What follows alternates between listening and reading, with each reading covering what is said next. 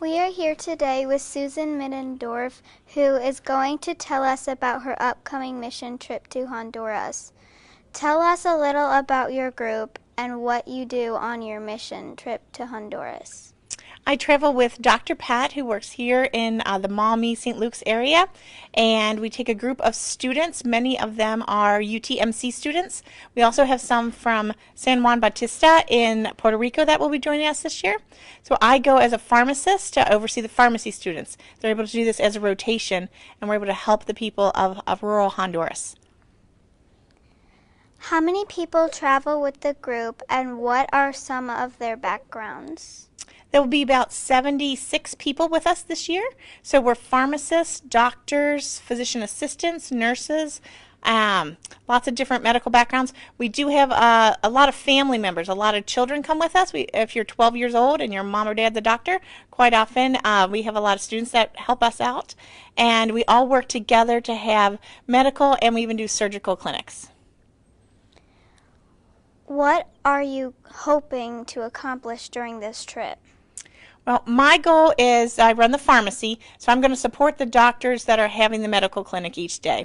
The big purpose, in addition to education for the students, both pharmacy, med students, nursing students, is to help the local communities. We work with the Lions Club, and we take over the grade schools in very small communities, and that empowers the people to stay in their community, even though they don't have a doctor present, so they can keep living there. We also train some locals so they can take care of medical emergencies that might occur after we've left. We'll teach about cuts and first aid. We'll teach about how to birth a baby, some basic things like that, so that way it empowers the community to have more medical knowledge for themselves.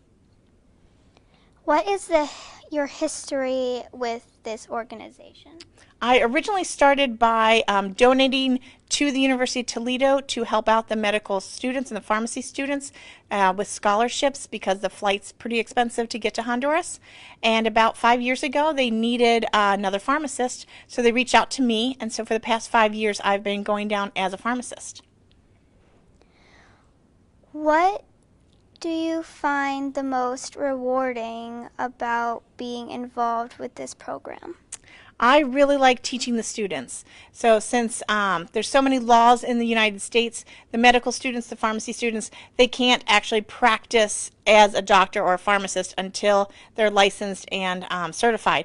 But in another country, they're able to talk one-on-one with actual patients, dispense actual medication. We're mostly doing ibuprofen and Tylenol and amoxicillin. And it's great to see them learn and their confidence increase. My favorite story was a girl that was helping out with a dentist, and a little boy needed a tooth pulled, and he was scared to death, and he said, "No, I want you to help me." And this young med student, sat by his side and held his hand and helped pull the tooth, and she wanted to be a pediatrician. And so that reaffirmed her that little kids will trust her to take care of their medical needs when she gets back to the States. How can viewers learn more about your group and how they can help?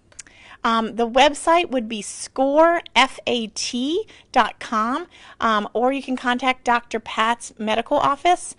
He's the one that coordinates everything for us, and it started with his father. His father used to do medical trips. They're both physicians, and now Dr. Pat has continued that tradition, Dr. Richard Pat.